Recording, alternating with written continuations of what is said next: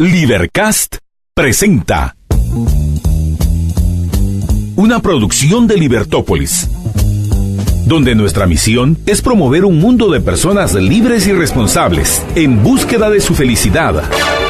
Creamos valor innovando, analizando y transmitiendo información e ideas. Día a día encontrarás los episodios de las emisiones correspondientes a nuestros programas.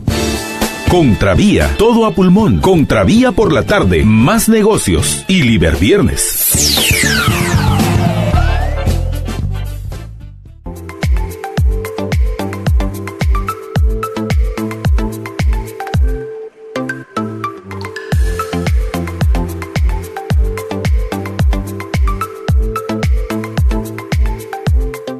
Son las 6 de la tarde con 8 minutos de este viernes 25 de enero. Así como quien no dice nada, enero se fue volando en Liberviernes. Y estamos en compañía de Gloria Álvarez. Gloria, buenas tardes.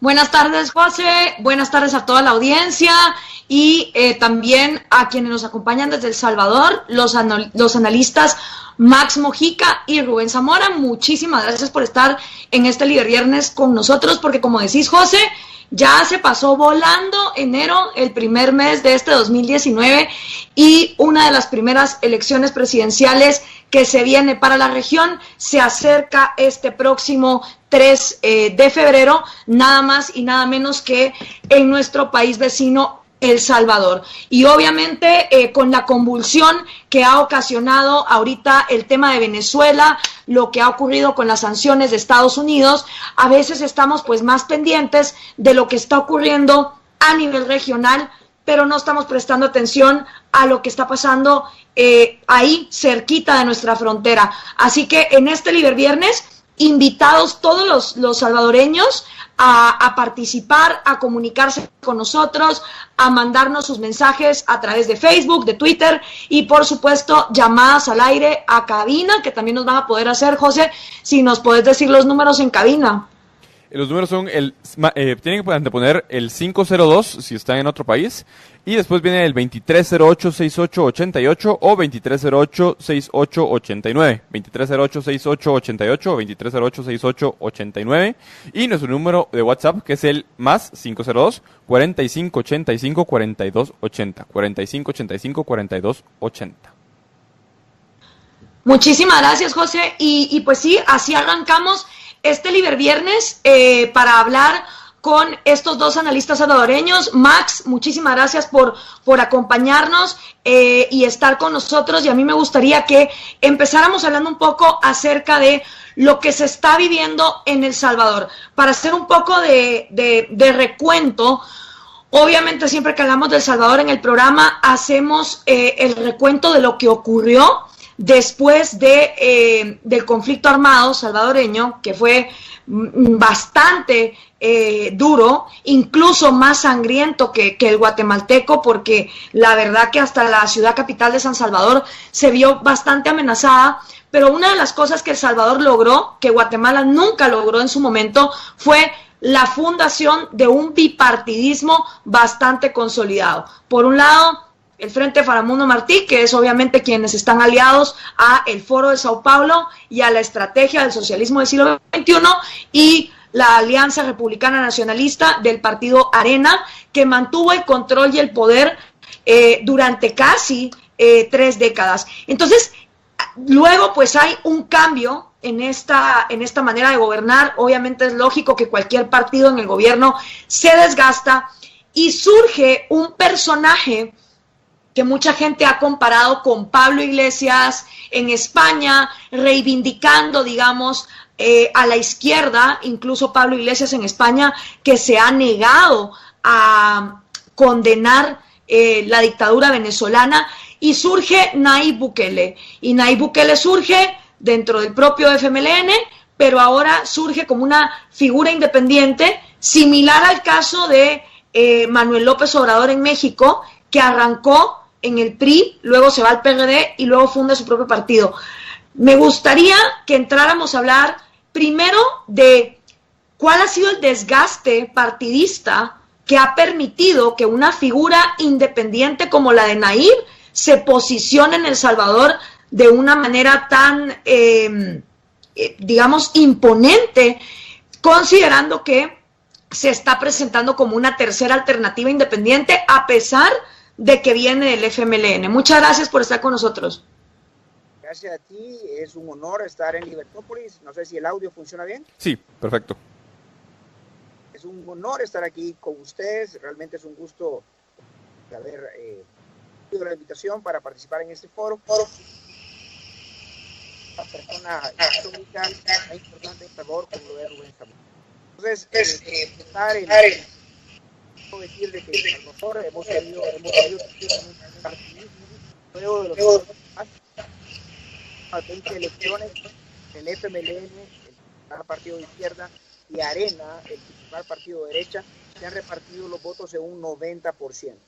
Entonces, ahora estamos enfrente de una posibilidad que viene a romper el tradicional bipartidismo. Perdón, Max y Rubén, ¿podrían o acercar un poco más la computadora o acercarse ustedes a la computadora porque no se oye muy bien, se oye muy lejos el audio? Ok. Entonces tenemos a una Mejor. tercera fuerza política emergente, que es de Nayib Bukele. Entonces el análisis es, ¿realmente tiene esta persona o no una posibilidad de ganar? Nayib Bukele ha crecido, digámoslo así, en la preferencia popular, montándose sobre la ola de un discurso antisistema, de un discurso de que ya no queremos más de lo mismo, de un discurso que viene a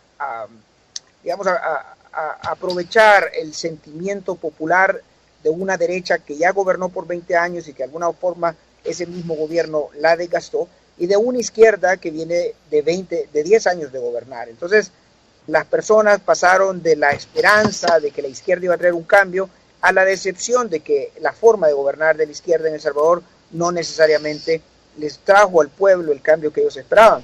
Entonces Nayib Bukele está pescando en ese río revuelto de sentimientos, donde se le dice al pueblo, mira, la derecha no te funcionó, tenemos un presidente de derecha preso, la izquierda no te funcionó, tenemos un expresidente de izquierda asilado en Nicaragua, y ahora Nayib Bukele pues está tratando de venderse él mismo como una tercera opción novedosa, y eso se ha reflejado en las encuestas. No obstante, me imagino, a lo largo de este programa vamos a ver de que si esas encuestas le brindan a Nayib Bukele una verdadera posibilidad de gobernar. Pero sí quisiera contextualizar pues todo lo que he dicho con la presencia de Rubén Zamora, que yo creo que usted, doctor, nos va a ilustrar más de lo que yo he opinado, ¿no? Sí, yo creo que añadiría lo que Max ha dicho, y muy buenas noches. Es un gusto y un honor haber sido invitado por ustedes para conversar un poco sobre la situación del país. Yo le quisiera añadir algunos puntos más para entenderlo. Mire, aquí lo que tenemos es, como él decía, un bipartidismo, pero no es un típico bipartidismo. Como dijéramos el alemán, que o gobierna uno o gobierna el otro, y desde la Segunda Guerra Mundial terminó, ahí los socialistas o los demócratas cristianos gobernando. Ahí son dos partidos por ser los más grandes, pero la forma de gobernar, lo que hoy se llama la gobernanza, es tripartidaria. Tiene usted en el Congreso un partido dominante que suele ser el partido de gobierno, un partido de oposición fuerte que hace la oposición, pero ninguno de estos dos tiene mayoría. Viene entonces y aparece el tercer partido, desde 1963, que es un partido pequeño, pero que el primer partido, el de gobierno, hace un trato con ellos. Pero no es como en Europa, que se juntan socialdemócratas y demócratas cristianos para hacer un programa de cómo van a gobernar estando de acuerdo los dos partidos, sino que aquí la gobernanza se ha logrado a través de darle prebendas al tercer partido, darle dinero y darle pedazos del gobierno. Eso es lo que ha funcionado desde el 63, por ahí empezó, y ha sido todo el periodo de Arena, que son 20 años, toda la primera parte del FMLN, que ya va para 10 años, pero que en la última elección parlamentaria esto se quebró. Primero, porque el partido de gobierno pierde la mayoría relativa que tenía en el Congreso, y es el partido de oposición el que pasa a primer lugar en el Congreso. Pero segundo, El tercer partido no es uno, son dos partidos que tienen prácticamente igual número de diputados. Eso quiebra la forma como había gobernanza en este país para pasar leyes y que le daba una estabilidad, estuviera el uno o estuviera el otro. Entonces, ese es un elemento nuevo que hay. En segundo lugar, hay una crisis de los partidos políticos, como la hay en casi todas partes del mundo ahorita, ¿verdad? Los partidos tradicionales pasan de tener primero y segundo lugar a tener tercero, cuarto o a casi desaparecer. Distinto al caso guatemalteco, donde lo tradicional es que el partido de gobierno desaparece al terminar el gobierno, mientras que en El Salvador no, son partidos más institucionales pero en crisis. Y entonces hay una crisis de los partidos políticos, del sistema de partidos políticos, que se refleja ya en la población.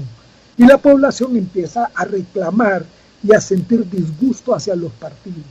Ese contexto es el que aprovecha el señor Bukele, que se presenta entonces como rechazando todo lo que ha habido antes, por un lado, y por otra parte presentándole: yo soy la salvación de la patria, yo soy el que voy a arreglar todo esto. Entonces, por eso es que, así como en Francia, Macron estaba en uno de los últimos lugares y ganó las elecciones, como en Inglaterra ganó las elecciones, la salida de la Unión Europea, como ha estado pasando en varias partes del mundo este mismo fenómeno que pareciera que va a suceder ahora en El Salvador. Si las encuestas están correctas, el señor Bukele está en primer lugar, en segundo lugar el Partido Arena y en tercer lugar el FMLN. Pero el contexto es tan distinto que realmente las encuestas, al igual que en otros países, han fallado, como fallaron en Estados Unidos, que le daban el triunfo a los demócratas, pero fue Trump el que ganó.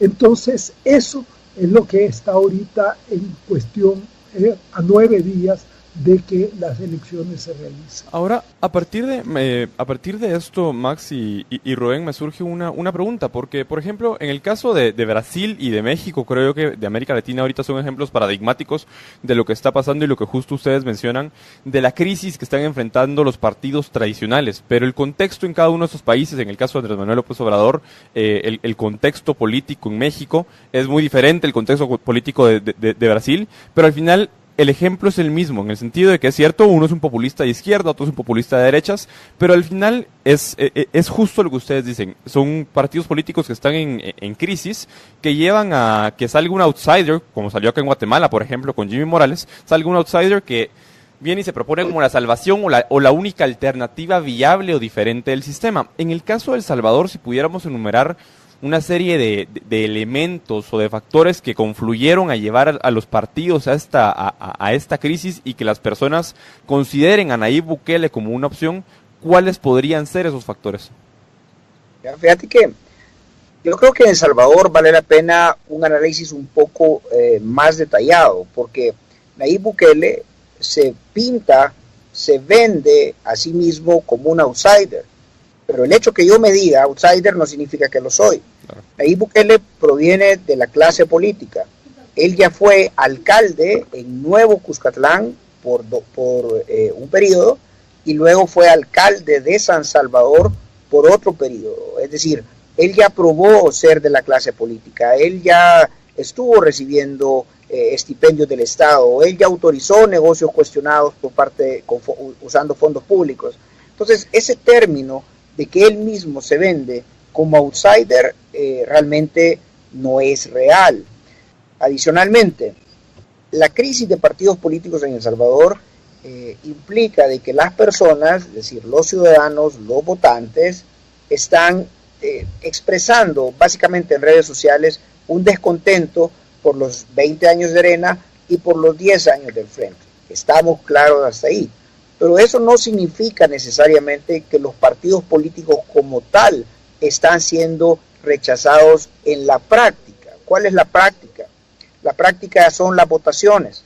Entonces puedo hacer, digamos, una dicotomía en que en las redes sociales, en las conversaciones populares, la gente está harta, muestra hartura respecto a los partidos políticos. Pero en las votaciones todavía hay un segmento poblacional que lo soporta. Por ejemplo, en las elecciones algo tan reciente como marzo del 2018, es decir, hace menos de un año, el bloque de derecha conformado por Arena, PDC, PCN y Democracia Salvadoreña, que ahora estos 4 partidos van en coalición, obtuvieron 1.240.000 votos, más o menos, de hecho más, 1.240.000 votos, que los ha colocado como una fuerza importante dentro de la Asamblea Legislativa. El Frente sufrió un voto de castigo, pero cuando te digo voto de castigo se debe interpretar que no se fugó el Frente. Los votantes del Frente no migraron a otro partido político, sino que se abstuvieron de votar. El Frente tuvo su votación, su menor votación histórica, 560.000 votos. ¿Qué significa eso? Que los simpatizantes del Frente se quedaron en su casa, pero no migraron a otro partido político. ¿Por qué se dio eso? Por el desgaste mismo que el Frente está viviendo después de 10 años de gobernanza. Lo interesante es que el partido político al cual pertenece Nayib Bukele no creció en votos, mantuvo su base histórica de 240.000 votos. En ese sentido, yo me atrevo a decir que los resultados de las elecciones de marzo del 2018 no concuerdan con los resultados de las encuestas que recurrentemente hemos estado viendo. Aparentemente existe una falla técnica de las encuestas para estar en el oculto, la verdadera intención de voto que tienen aquí mi colega Rubén, que expresó sus ideas unos minutos antes que yo, expresó de que las encuestas reflejan una realidad que no se ve en la práctica.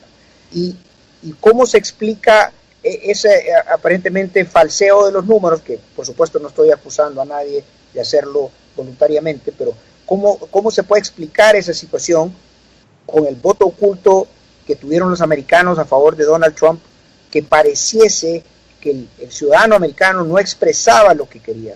Igual sucedió con Podemos, igual sucedió en el Brexit, igual sucedió con el proceso de paz en Colombia, e igual sucede cotidianamente, como cuando se le pregunta a una persona si está de acuerdo con la pena de muerte. La persona probablemente, preguntándolo de cara a cara, va a decir: yo no estoy de acuerdo, yo soy cristiano, tengo valores católicos o cualquier cosa, o yo apoyo la vida, pero en el fuero íntimo esa persona probablemente puede estar de acuerdo con esa situación. Entonces, en El Salvador, las personas están cansadas y expresan ese cansancio, ese rechazo al estamento político, y lo dicen con un no sé, no respondo en las encuestas. Probablemente puede estar de acuerdo con esa situación. Entonces, yo no estoy de acuerdo con las encuestas porque creo que no van a tener el resultado el 3 de febrero. No va a ser el mismo. Yo nada más diría 2 cosas. Primero, por el ejemplo de Estados Unidos, hay que tener claro, el presidente Trump perdió la elección. Hillary Clinton le sacó casi 3 millones de votos más. Él ganó la presidencia por el sistema norteamericano, que no es muy democrático, por cierto, del Consejo Electoral, que es una cosa de un grupo pequeño de personas que son las que en definitiva deciden, y que a pesar que el Partido Demócrata de Hillary Clinton había sacado más votos, ¿verdad?, le dieron al que tenía más delegados de carácter republicano, pero una peculiaridad de Estados Unidos. Pero yendo al problema, mira, yo tengo una experiencia de partido político pues desde que tenía 18 años, ando metido en estas cosas. Y yo lo he pensado mucho, porque ¿dónde y por qué con partidos tan institucionalizados como son el FMLN y el Partido Arena, que ya llevan más de 40 años de vida, y de vida activa, unos en la guerra, los otros son en la política, pero es vida de ellos? Porque yo creo que una de las claves para entender por qué ahora ha reventado esta crisis y este desencanto con los partidos está en el problema de los acuerdos de paz. Porque los acuerdos de paz, que son una reforma política fuerte, grande, cambiaron bastante el ejecutivo, del poder del órgano ejecutivo, cambiaron cómo se hacía la cúpula del órgano judicial, pero a la Asamblea Legislativa no le dedicaron ni una palabra y a los partidos políticos no los tocaron. Y la Asamblea Legislativa tiene su reglamento de 1953, o sea que ya lleva más de 70 años. Eso ya no responde a la realidad. Y ese atraso que yo creo que ha hecho disfuncional a los partidos políticos y a la Asamblea Legislativa de cómo funciona ahora la institucionalidad en El Salvador, con una sociedad civil que se ha desarrollado más vocal, con una libertad de prensa que antes nunca tuvimos, con un acceso a lo que el gobierno está haciendo por las nuevas leyes estas de transparencia que nunca tuvimos antes, con una sala de lo constitucional que hizo valer el control constitucional en el país y por una disminución sensible de las violaciones a los derechos humanos. Tenemos que ir a una pausa, pero perdón que lo interrumpa, doctor, pero cuando regresemos vamos a seguir hablando de este tema y vamos a tocar dos puntos que creo son muy importantes, porque este programa no solo se está transmitiendo en El Salvador y Guatemala, lo están viendo personas alrededor de toda Latinoamérica, y una de las preguntas que hacen las personas es: ¿por qué, si El Salvador ha estado gobernado por el socialismo del siglo XXI en los últimos años, no hemos visto ni la miseria, ni la escasez, ni las muertes que sí hemos estado viendo en Nicaragua, en Venezuela? ¿Qué ha hecho que el socialismo del siglo XXI en El Salvador no sea tan nefasto, o por lo menos no en el contexto internacional? Y también vamos a regresar para hablar acerca de la lógica del votante salvadoreño, ese voto de castigo donde, con tal de castigar a Arena o al FMLN, se vota por alguien que no tiene propuestas claras o que propone cosas tan contradictorias como una economía de libre mercado con repartición de la riqueza. Esas son dos ideas contradictorias. Es como que un ateo diga soy ateo y soy cristiano al mismo tiempo. Entonces vamos a hablar un poco de eso cuando regresemos, de por qué El Salvador no está en los titulares de las esquelas de la muerte del socialismo del siglo XXI, qué es lo que ha hecho que el gobierno del FMLN no haya llegado a esas, realidades tan nefastas. Y también vamos a hablar de cuál es la lógica del votante salvadoreño, que parece que está votando más con el hígado que con la cabeza. Volvemos con más, estamos en Libertópolis. Les recuerdo que tenemos llamadas al aire, nos pueden llamar 502, es lo que hay que anteponer para llamar a Guatemala, 2308-6888 y 2308-6889, y nos pueden mandar sus WhatsApps, también 502-4585-4280. Volvemos con más.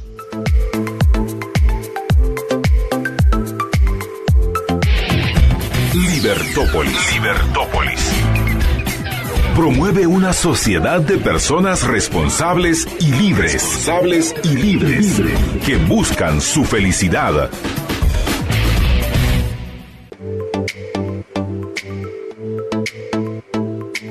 Y si quieren volver a escuchar este o cualquiera de los otros programas de Libertópolis, ahora pueden subirse a la hora de los podcasts de Libertópolis. Ahora pueden escuchar los programas de Libertópolis cuando quieran desde su celular. Descarguen su aplicación de podcast favorita y denle play y 5 estrellas en iTunes o en su app de podcast favorita.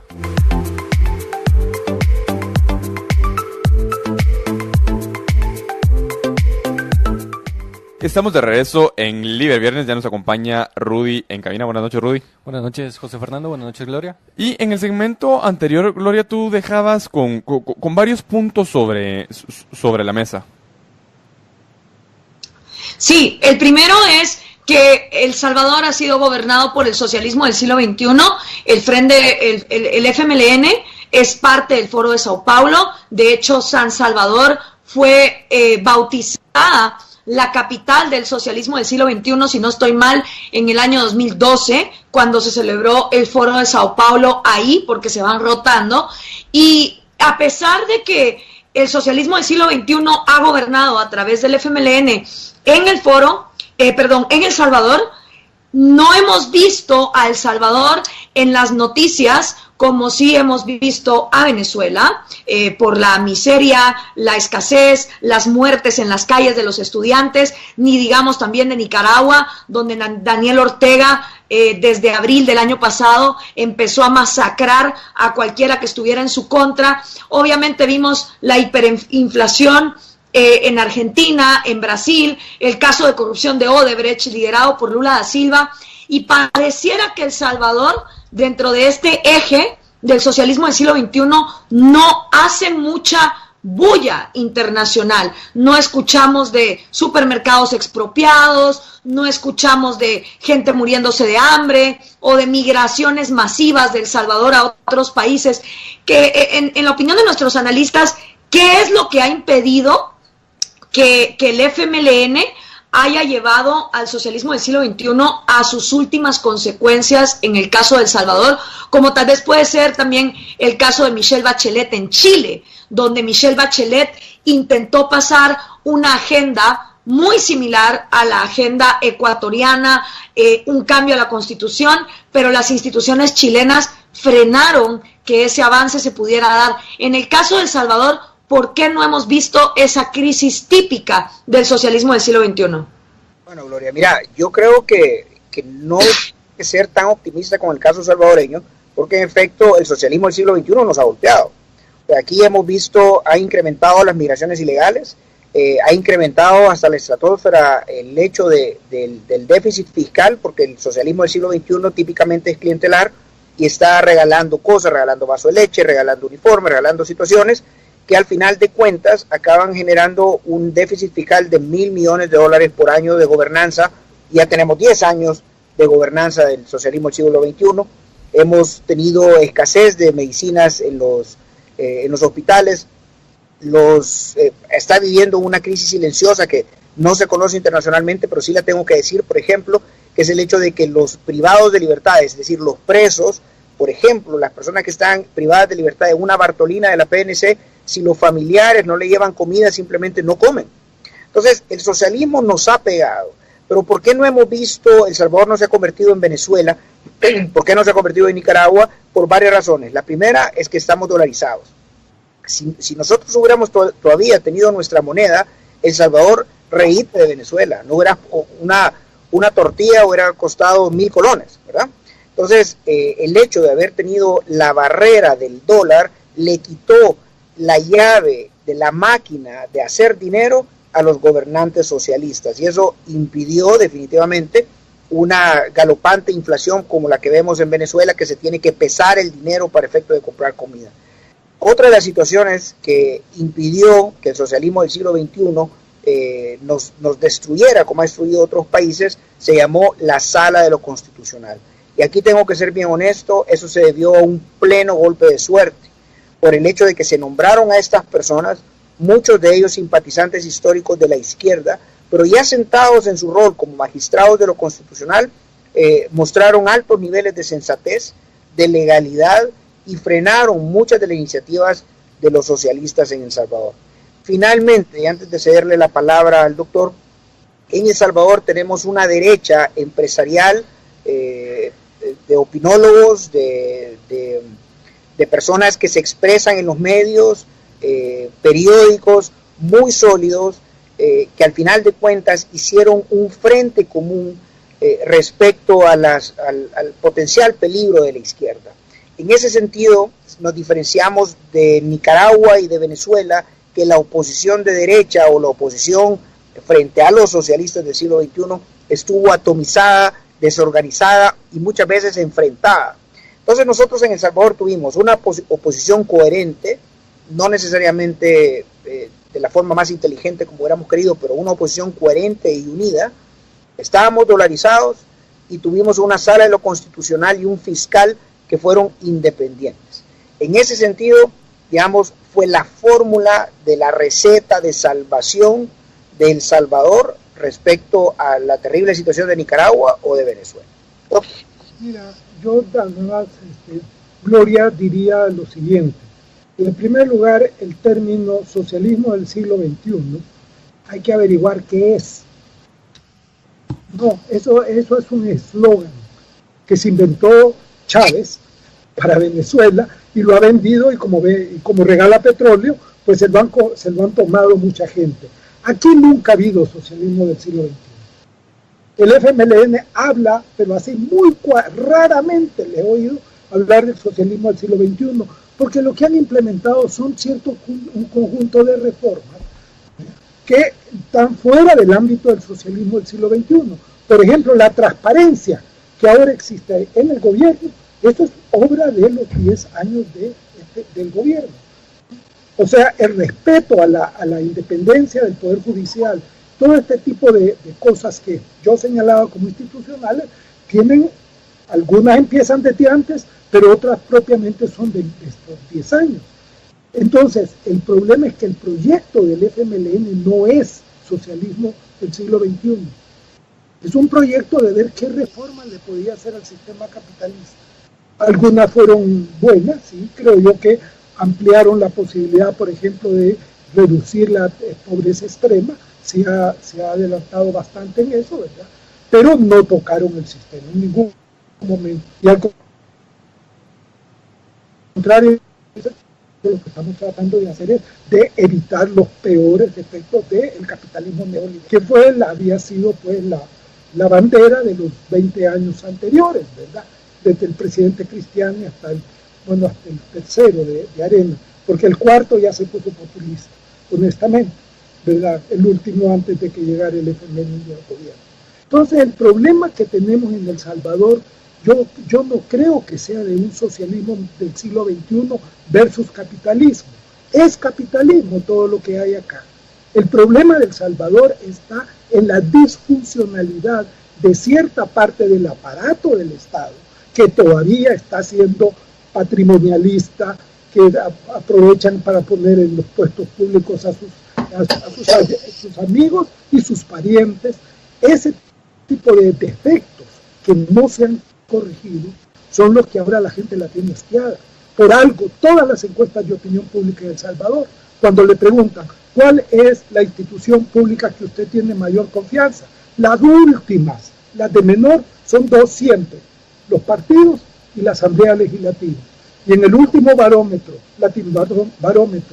de pasado, El Salvador es el país con menos credibilidad de sus partidos políticos. Entonces, hay una crisis que hay que reconocer, como la hay en muchas partes del mundo. Y comentábamos fuera de edición que a lo mejor todo esto que ha pasado de Bukele va a hacer despertar la posibilidad de cambiar y empezar a reformar para hacer partidos que se acerquen más a la gente y respondan más a ella. Esa es la esperanza que yo tengo, ¿verdad? Porque yo sí creo que sin partidos no hay democracia representativa. Tenemos varios comentarios que nos están llegando por Facebook, y justo hay uno de César Regalado que nos dice: saludos desde Ecuador, y traigo Ecuador a colación porque Ecuador y El Salvador ambos están dolarizados y de hecho han tenido el mismo fenómeno. Fueron gobernados por el socialismo del siglo XXI y no se vio ni la escasez, ni la hiperinflación, ni la miseria que sí se vio en Venezuela, e incluso con las hiperinflaciones de Argentina, de Brasil y la crisis violenta en Nicaragua. Entonces, si uno analiza que lo que fue el blindaje en Ecuador, al igual que en El Salvador, fue la dolarización, y no es porque sea el dólar, pudo haber sido el yen o pudo haber sido la libra esterlina. La clave está en que es una moneda que el populista de turno no puede controlar a su antojo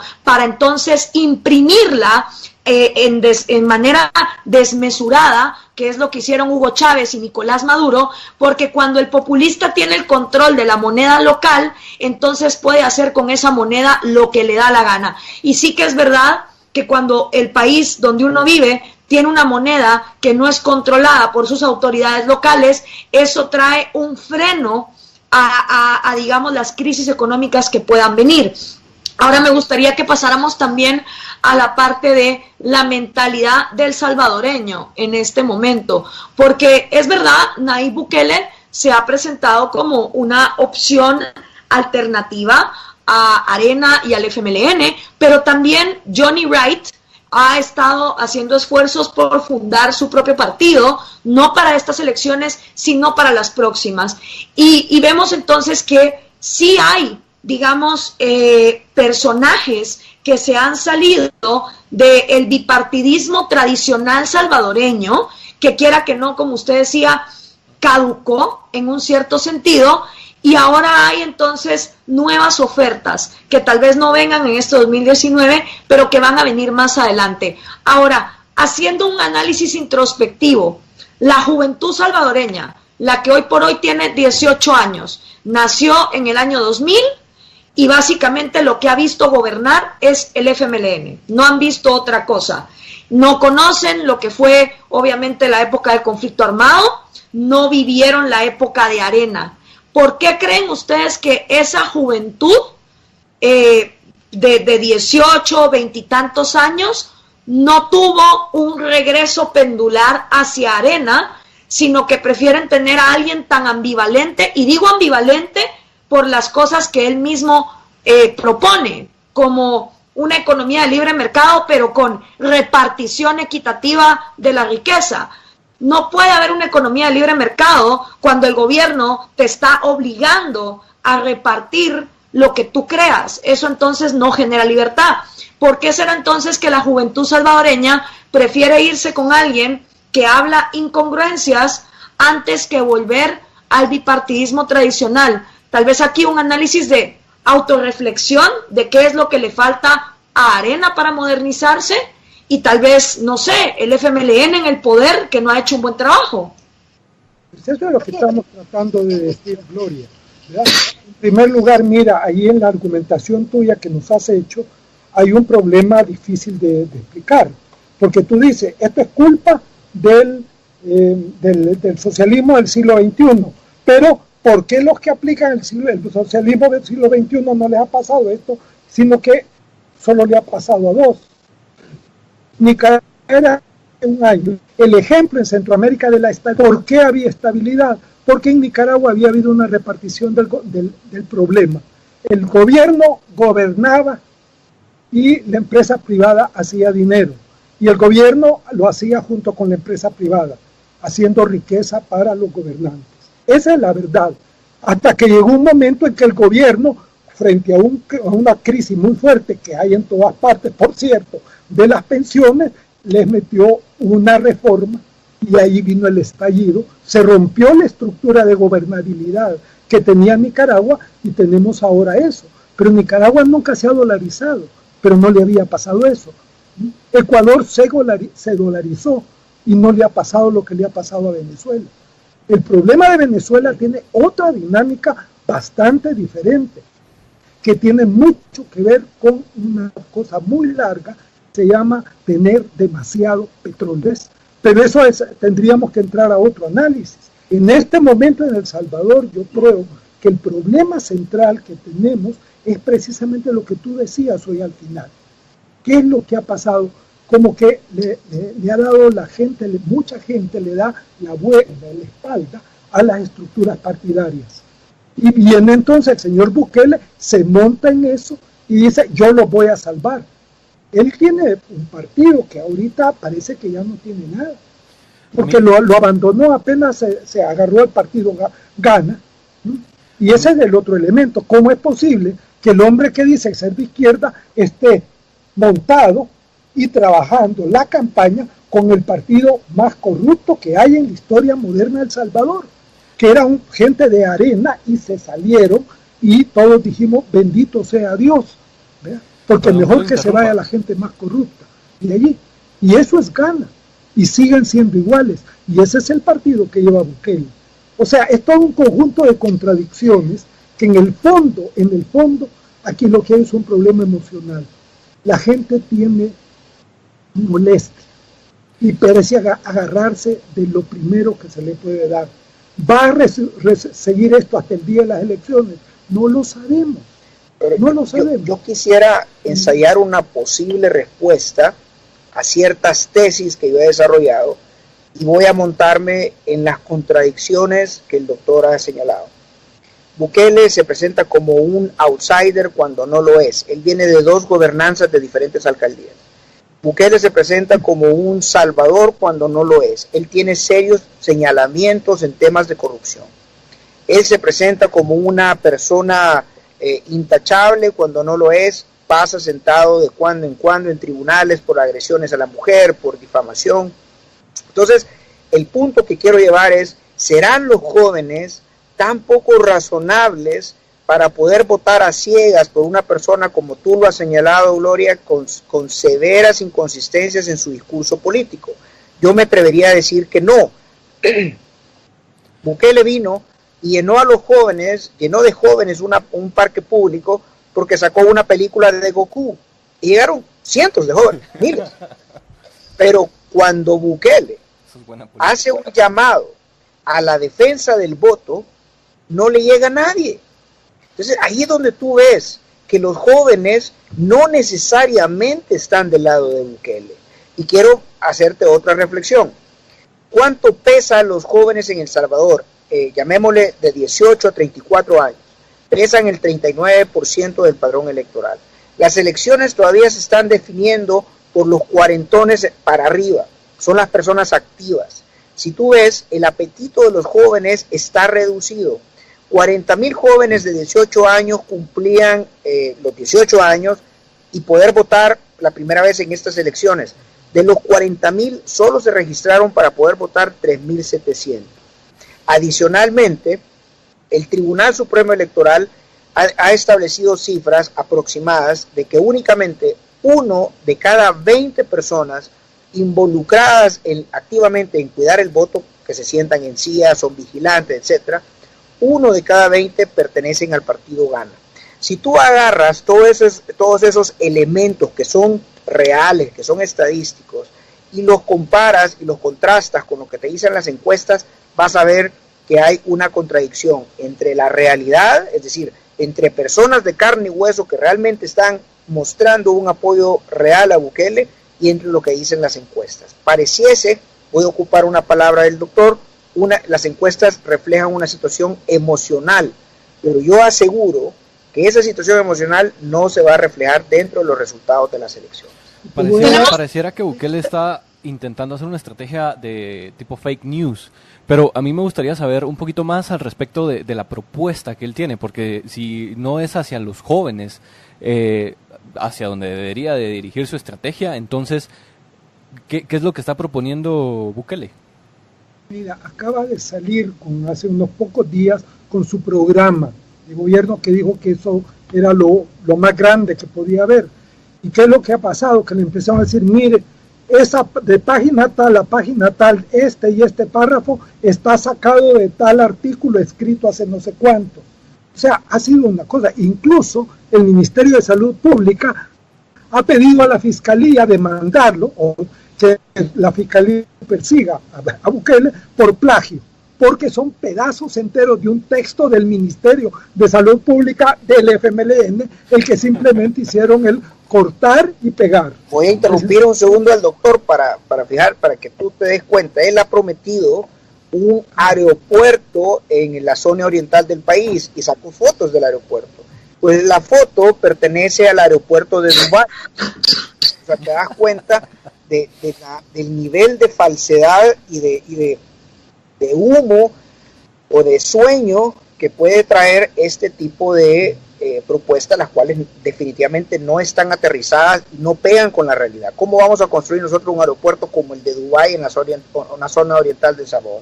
Sí, no, yo nada más, y para responder un poco a tu pregunta, es que yo creo que también hay que tomar una cuestión. El problema de la juventud en nuestro país es que su proyección se le vuelve sumamente difícil.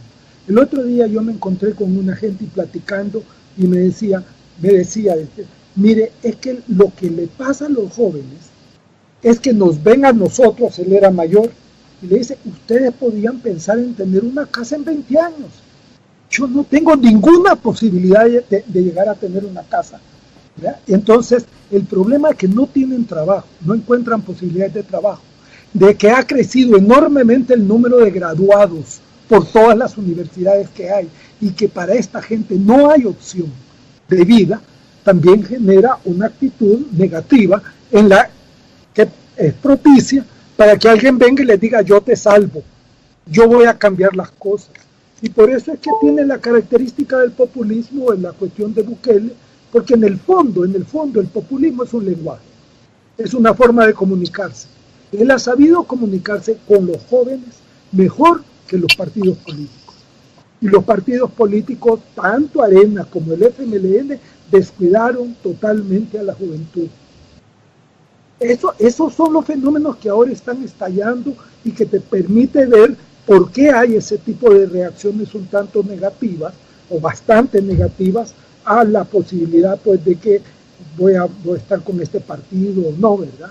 Yo he visto a los dos candidatos, eso es cierto también, tanto el candidato de Arena como el candidato del FMLN, haciendo un esfuerzo en la campaña de acercarse más a la gente. Y es bien interesante, y sobre todo es de mayor visión en el caso de Arena, por la personalidad del candidato. Él viene de la oligarquía, él es hijo de un oligarca, pero sin embargo es al que le veo yo como más esfuerzo. Tiene una cercanía impresionante. De acercarse a la gente, y ojalá eso se traslade a los partidos. Y en Hugo también lo he estado viendo últimamente, especialmente hablando ya de la necesidad de algunos cambios en los partidos, etcétera, etcétera. Ojalá, ¿verdad? Pero es un poco tarde ya. Vamos a leer comentarios porque tenemos muchísimos comentarios y Libertópolis es la casa de la libertad. Nosotros aquí con José Fernando hasta las maltratadas que nos dan a nosotros las leemos, entonces vamos a leer todo lo que está entrando o por lo menos a intentarlo. Iván García dice, el 60% de la población quiere a Nayib. Estos dos no viven en El Salvador. A ver, Iván, mi pregunta es, querer a un político, esta obsesión enferma que tenemos los latinoamericanos de creer que a los políticos es que quererlos. No se trata de querer, es que está proponiendo el tipo. Y sobre todo... Yo te quisiera interrumpir para contestar, Iván, a algo. Si aquí en El Salvador, en la encuesta, hubiéramos puesto, ¿a quién quiere usted? ¿Al Mágico González, a Carlos Calleja o a Nayib Bukele? El Mágico González hubiera ganado. O sea, es que lo que pasa es que el tema es que la gente genera simpatías, pero que el Mágico González sea el preferido de la población no significa que ni siquiera le daríamos las llaves para ser el presidente de la cuadra. ¿Me entendés? Yeah. Entonces, yo creo que Iván también tiene que enfocarse que la simpatía puede estar ahí por Nayib, ¿verdad? Porque es un joven rebelde que llegaba a la alcaldía con la cachucha para atrás y se pone calcetines color chiltota. Eso genera simpatías, pero eso no significa que las personas van a decir yo quiero a esta persona que me gobierne. Entonces eso dejémoslo claro, ¿eh? Y tal vez sí. Una cosa que creo yo que es importante, cuando él compitió en San Salvador por la alcaldía, durante la campaña él arrasaba así literalmente con 60%, 70% al candidato de Arena. Cuando ganó, porque ganó la alcaldía, ganó por 3,000 votos arriba del otro. 2%. O sea, es que ahí es donde es difícil de entender lo que está pasando, porque no es lo mismo cuando le preguntan a la gente por quién quiere usted votar, la gente ahí está metiendo, por ejemplo, todas las cosas que tiene, a mí no me han dado oportunidades, a mí no me han dado esto, entonces que habla mal de todos estos, ese. Y entonces lo marca. Pero a la hora de votar, cuando están solitos ahí, puede ser otra cosa. Eso también hay que saberlo. Vamos a ir leyendo los comentarios y después vamos a tratar de ir respondiendo, pero sí quiero darle un espacio de voz a las personas. Dice Aled Gómez, si tengo un partido que ya mal gobernó 2 periodos y su cúpula sigue siendo la misma, y otro que ya mal gobernó 4 periodos y su cúpula sigue siendo la misma, y a un candidato que no responde a cúpulas usando el cerebro, ¿cuál es la mejor opción? ¿Darle una tercera oportunidad a la cúpula del FMLN? ¿Darle una quinta oportunidad a la cúpula de Arena? ¿O darle la oportunidad a alguien que como alcalde de 2 municipios, incluyendo la capital, lo ha hecho bien? Después dice Enrique Moya, Nayib Bukele se hace la víctima, los emboba, les habla bonito, les habla del tren bala y del superaeropuerto.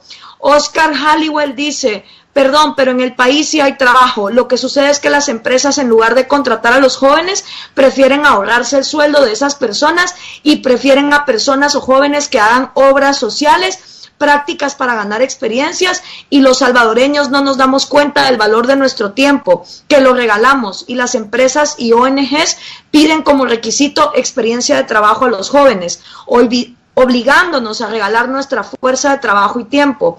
Deberíamos exigirle a las empresas menos prácticas y obras sociales y que nos paguen por hacer prácticas. Esa es una medida bastante socialista, pues, de que los jóvenes tengan que regalar su trabajo. Godofredo Ticas dice: para comprender el programa económico de Bukele hay que entender lo que es la economía social de mercado, que fue creada por los alemanes después de la Segunda Guerra Mundial. Alemania estaba en un caos económico, político y social, y el pueblo alemán estaba al borde de la miseria. Vamos a hablar un poco del milagro económico alemán, que sin libre mercado puro y duro no hubiera sido posible, y en el cual no hubo repartición de riqueza. Grecia Mengíbar dice: no todos los salvadoreños queremos al populista de Bukele. Jaime Ernesto Vázquez dice: no estamos todos los salvadoreños enfermos. Después dice, ¿quién más? Jaime Ernesto Vázquez también manda saludos y dice que está de acuerdo con el programa. Rodrigo Galo dice: confirmo el dato compartido por Rubén. El plan de gobierno presentado por Bukele tenía una muy buena parte de contenido copiado y pegado de otros documentos. Complementando este dato, tuvo un error de forma. El documento toma como base diferentes estudios realizados por instituciones, casas académicas, entre otros, y no hace las respectivas citas. Ahora bien, este es un error de forma que no se encuentra en el fondo. Y seguimos teniendo más comentarios, pero creo que tenemos que ir a una pausa. Tenemos que ir a un corte y regresar. Si quieren, contestamos a los comentarios de todos los radioescuchas. Vamos y volvemos.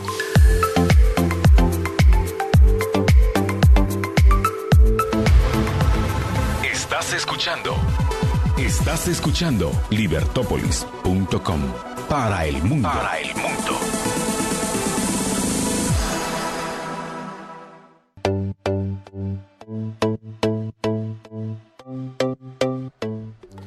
Samboro fabrica diversos tipos de cerámica para diferentes áreas de instalación. Previo a realizar tu compra es importante indicar a tu asesor de ventas dónde se colocará la cerámica. Si la misma será instalada en un lugar de alto tráfico, interior o exterior, requieres de una opción adecuada. Pregunta por la resistencia al desgaste para el uso apropiado de tus pisos, según el tránsito de personas, y samborízalo con Samboro.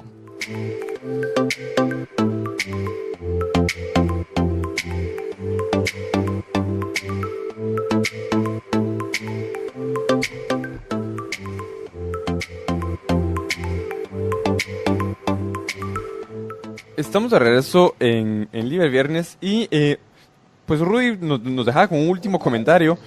Bueno, de hecho no, Gloria lo leyó, pero Rudy Carl me lo enseñó porque lo había marcado, y es el comentario de Godofredo Ticas, que dice: para comprender el programa económico de Bukele hay que entender lo que es la economía social de mercado, que fue creada por los alemanes después de la Segunda Guerra Mundial. Alemania estaba en un caos económico, político y social. El pueblo alemán estaba al borde de la miseria generalizada. Hay varios puntos ahí.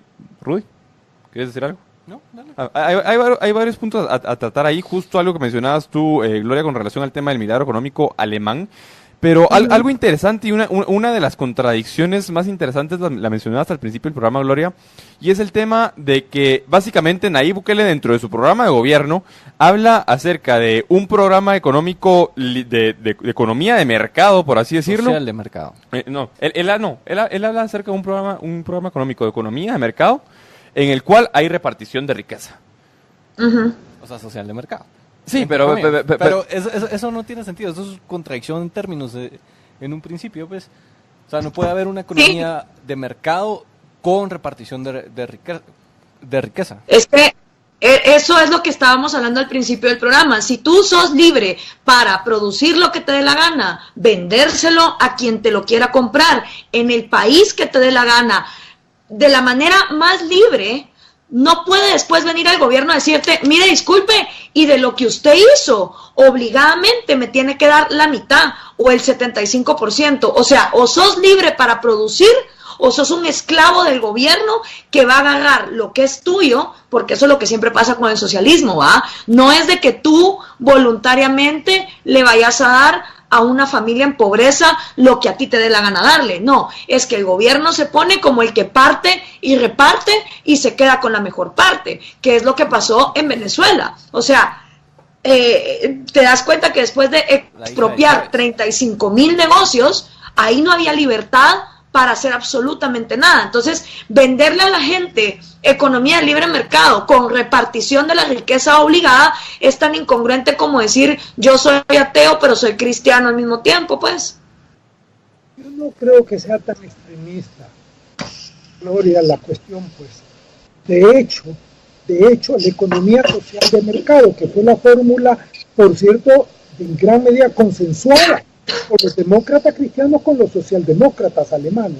Por eso que duró tanto, era tomar parte de una parte, y eso lo hace todo el gobierno, se le saca impuestos a todo el mundo, pues. ¿Y para qué es? Es un mecanismo de reparto, al que tiene más que de más, ese principio, y entonces le quitan una parte de su ganancia para poder repartirla y poder hacer obras sociales.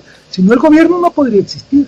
No, pero lo que sucede con Alemania es un poquito distinto. A un nivel de expropiación, dijéramos, de parte de la ganancia de los empresarios tan alta, que ahí se quiebra la cosa. El problema, bueno, pero refiriéndome otra vez al comentario de la economía social de mercado de Alemania, que estaban comentando en Facebook, es totalmente distinto, porque la institucionalidad, el diseño institucional alemán funciona más como un sistema de libre mercado. O sea, una de las cosas que logró salvar a Alemania de la crisis del 2008 es el hecho de que tenían libertad de contratación y facilidad de convenir con sus empleados. Y yo me recuerdo haber leído y visto el ejemplo que pasó con la fábrica de Volkswagen, en donde todos los empleados estuvieron de acuerdo en que su salario bajara, o sea, por debajo del salario mínimo incluso, con tal de mantener su empleo. Y eso es una medida de libre mercado al final de cuentas. Entonces se tiene mayor libertad empresarial en Alemania, que es lo que permite a las empresas generar y producir riqueza. A la vez, eso lleva a que el Estado, porque continúa obteniendo impuestos, o sea, recolectando impuestos, su recolección de impuestos aumente, aunque su tasa impositiva sea baja. O sea, va a seguir aumentando porque las empresas alemanas producen muchísimo más. Que es un poquito... Yo quiero intervenir en un tema. Estamos aquí varios académicos opinando que es la economía social de mercado, que es la libre empresa, que es la libre economía, pero el punto, tal vez la pregunta más importante, es si Nayib Bukele, que es el que hizo la propuesta para empezar, entiende lo que está diciendo. Porque eso es súper importante, muy... Nayib Bukele no pasó por ninguna universidad, fusiló su plan de gobierno, es la forma en El Salvador que decimos que copió su plan de gobierno. Entonces, yo no creo que él realmente entienda lo que está diciendo, porque, como lo explicó el doctor Zamora, una repartición se da de forma natural en todos los países occidentales y El Salvador no es la excepción. Aquí la empresa privada es libre, la empresa privada produce, la empresa privada paga impuestos, y pagar impuestos, el que gana más paga más, es una forma de reasignar la riqueza, ¿verdad? Entonces, que pareciese ser que Nayib Bukele está queriendo descubrir el agua tibia, es decir, nos está vendiendo una idea que ya está funcionando en El Salvador. Es muy diferente a decir, vamos a revisar las tasas fiscales, vamos a revisar los procedimientos fiscales, vamos a revisar nuestra ley de impuestos sobre la renta, que podría tener, no estoy diciendo que es correcto, pero podría tener alguna lógica. Pero lo que él está diciendo en términos que de todos modos ya está sucediendo, y pareciese que está queriendo llegar a un pueblo poco educado para vender una idea que no tiene ningún sentido. Tenemos aquí un comentario que nos lleva no solo a la propuesta de Nayib, sino a la de los demás candidatos. Dice Josema Rivera, dijo Carlos Calleja que se ha rodeado del mejor equipo de trabajo y el más transparente para el plan de gobierno. En su presentación estuvieron Norman Quijano, construyó pozos del ANDA en sus terrenos; Rodolfo Parker, más de 30 asesores en la Asamblea y 3 décadas como diputado; Ana Vilma Escobar, regaló $37 millones a FECEPE a sus amigos empresarios. Margarita de Escobar recibía sobresueldos en el gobierno de Saca. Fito Salume, monopolio de harina. Claudio Rosa, analista prepago. No conozco los detalles de estos casos, pero lo que me gustaría ahora es hablar de si Nayib Bukele lo que está proponiendo realmente no tiene pies ni cabeza, no tiene fundamento, y al final en El Salvador ya la empresa es libre. Hablemos un poco de entonces las fortalezas de quienes están combatiendo contra Nayib Bukele en estas elecciones, en este caso de Carlos Calleja, y empecemos por el historial que nos está dando Josema Rivera, que claro, todo el mundo conoce los casos de corrupción de Arena, porque todo poder absoluto corrompe absolutamente. Arena estuvo muchísimos años en el poder, ha habido cismas dentro del propio partido, pero en lo que respecta a Carlos Callejas, ¿qué lo hace a él, a su equipo y a sus propuestas una opción que los jóvenes salvadoreños que están cansados de lo mismo deberían de voltear a ver? Ok, empecemos por el tema de la corrupción. La corrupción no es del partido. La corrupción es de las personas. Las personas son corruptas, las instituciones no. Veamos la Iglesia Católica. Cuando tenemos un problema de pederastría, no es que el católico que va a la parroquia San José de la Montaña es pederastra. No, es pederastra ese específico sacerdote. En Arena han habido señalamientos específicos para personas. Esas personas deben de considerarse corruptos. ¿Qué tienen que ver esas personas? Por ejemplo, Tony Saca, que está ahorita preso. ¿Qué tiene que ver Tony Saca con Carlos Calleja?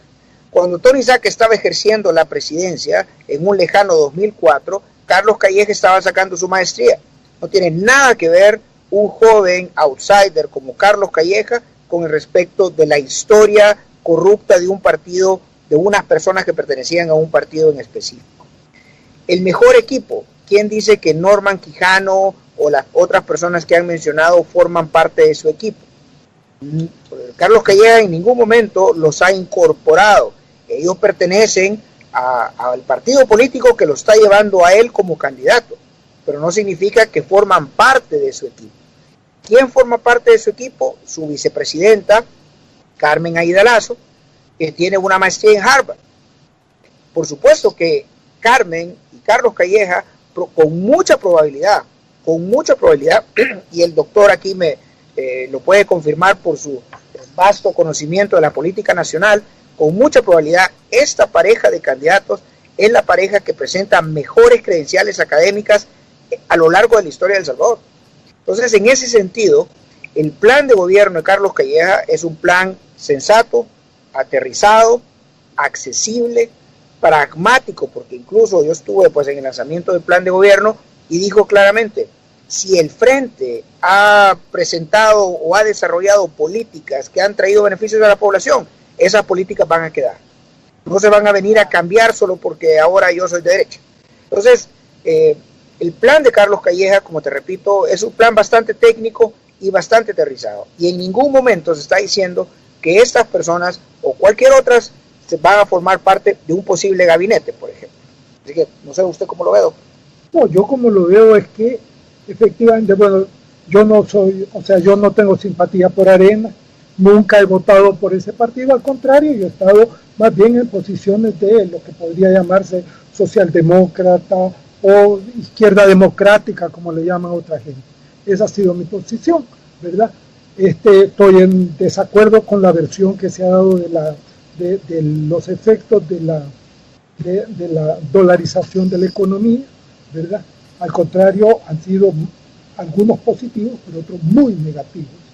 Incluso parte de nuestro no crecimiento en las últimas décadas es precisamente que como estamos con dólar y todos nuestros socios centroamericanos a quienes les exportábamos maquinaria, sobre todo, ¿verdad?, tienen monedas que se van devaluando respecto al dólar, nuestras ventas se vuelven mucho más difíciles y se nos ha bajado nuestra capacidad. Pero no es ese el tema a discutir. Yo creo que el problema al que tenemos que discutir, a mi juicio, es el problema de que tenemos que enfrentar esta situación del país a través de buscar un entendimiento entre todos los salvadoreños. Tenemos que ir a un corte comercial, pero al regresar continuamos con estos temas. Perdón que los interrumpa.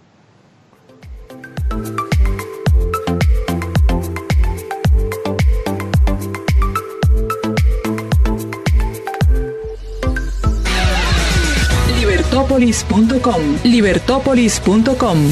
Ideas con valor.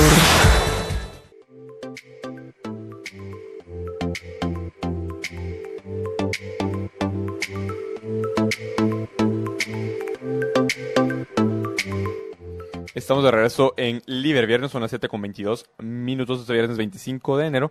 Y tenemos una llamada en la línea desde El Salvador de Alejandro Asensio, pero antes, Gloria, tenías un comentario que querías leer. Gloria. Álvaro Castillo, Alvarito, te mando un gran abrazo a ti y a tu hermana Mafer. Cuando nosotros vivimos en El Salvador, Álvaro, pues gran hermano de mi hermano, y la Mafer también una de mis mejores amigas, y nos manda a decir algo que creo que es bastante importante, y al final es: si nunca le importó a Nayib Bukele su propia educación, ¿cómo le va a importar la de los niños y de los jóvenes en El Salvador? Educación que necesitan a gritos para poder tomar buenas decisiones electorales en un futuro próximo. Y esto me lleva nada más a rematar el punto que no solo es una realidad de El Salvador, es una realidad de toda América Latina. Es absolutamente absurdo que los latinoamericanos sigan esperando su educación, que ésta les venga precisamente de las personas que los quieren ignorantes y que los quieren brutos, porque así es más fácil comprarles su voto. Mientras en este continente la gente siga creyendo que los responsables de su educación son los gobernantes los van a seguir manteniendo en la ignorancia. Así que, por favor, a la juventud latinoamericana, dejen de estar esperando que estos populistas se enfoquen en su educación, porque no están interesados en hacerlo. Agarren ustedes los propios recursos que tienen y pongan su educación en sus manos, porque al fin y al cabo su cerebro es su herramienta más grande, y lo que entra en el cerebro es un tesoro que ningún dictador populista puede expropiar. Solo quería mandarle saludos a Álvaro y agradecerle por su comentario tan acertado sobre la educación. Tenemos ya en la línea a Alejandro Acevedo. Alejandro, buenas noches, bienvenido a Libertópolis. Hola, buenas noches, qué gusto estar hablando con ustedes. Gracias, Alejandro. Una pregunta, Alejandro, con relación a todo lo que hemos venido hablando en el programa, ¿cuál es tu opinión respecto de las elecciones que ya se vienen encima en El Salvador en cuestión de menos de una semana? Yo creo que, como nos hemos dado cuenta alrededor del mundo en los últimos años, las encuestas se equivocan, o las encuestas pueden ser compradas, quizás. Entonces, las encuestas dicen una cosa, claro, dicen que el candidato populista puede ganar, pero al final en el terreno, en las ciudades, en los municipios, allá donde se acabó el pavimento, se siente otra cosa al final. O sea, no hay una concordancia entre lo que uno ve en la calle y lo que dicen las encuestas. Una pregunta, Alejandro, en ese sentido, respecto de la amenaza que representa Nayib Bukele para no solo para El Salvador, sino para la región, porque representaría un aliado clave incluso para Nicaragua. O para López Obrador. O para López Obrador, pero me refiero a Nicaragua porque al final son fronterizos, está más cerca. En ese sentido, ¿cómo percibís vos a Nayib Bukele? ¿Lo percibís como pues una amenaza que es más el populismo y poco lo que puede llegar a ser, o realmente sí es una especie de arma de destrucción masiva política que sí podría llegar a poner en riesgo las instituciones de El Salvador? Sí, antes que nada qué gusto contar en el panel con los otros invitados. Representa un riesgo para todo lo que hemos construido los salvadoreños como democracia en los últimos 40 años. La historia del país ha sido cruenta, conflictiva, y él comienza, su discurso es de odio, de todo es un hater, él siempre busca una víctima, él siempre trata de salir inmaculado de toda situación. Partiendo de eso, tiene actitudes claramente autoritarias. En el Consejo Municipal de San Salvador que estuvo, le hizo una clara muestra de misoginia a su síndico. Y una cosa, y sacó al Consejo Municipal en un ataque de ira, histeria, no sé qué, con el cuerpo de agentes municipales. O sea que cuando el Consejo de Ministros no le pruebe algo, lo va a sacar con el ejército, ¿o qué? Es una situación claramente similar. Y aquí, qué bueno que está Gloria para que recordemos, yo estuve para las elecciones en un programa siempre aquí en Libertópolis, y hablábamos con Gloria precisamente de todos estos temas, de que él sí se vende como nice, tiene pegue más que todo en redes sociales, y eso no lo niego. Pero ya mucha gente, yo he comenzado a escuchar así, uno cuando sale o en escenas o en cosas, mucha gente se está dando cuenta últimamente, y las encuestas se pueden revertir el 2 de febrero, y yo creería que va a haber segunda vuelta. Yo te quería preguntar precisamente por eso, porque Nayib puede ser un síntoma de una juventud ¿qué quiere la juventud salvadoreña? Porque, digamos, si hacemos un análisis de la juventud guatemalteca, lo que hay mucho en Guatemala es guerrillero de cafetería, ¿verdad? Comunista con iPhone. Les fascina hablar de el sueño socialista, pero a la hora de la hora quitarles el wifi y se ponen a llorar. Yo viví en El Salvador cuando era muy pequeña, pero desconozco. Bueno, mire, yo creo que me gustaría, perdón. Es importante decir, yo creo que la juventud salvadoreña no sabe lo que quiere, porque si supiera, estuviera apoyándonos ahí dentro de su llamada del Ejército de Defensa del Voto.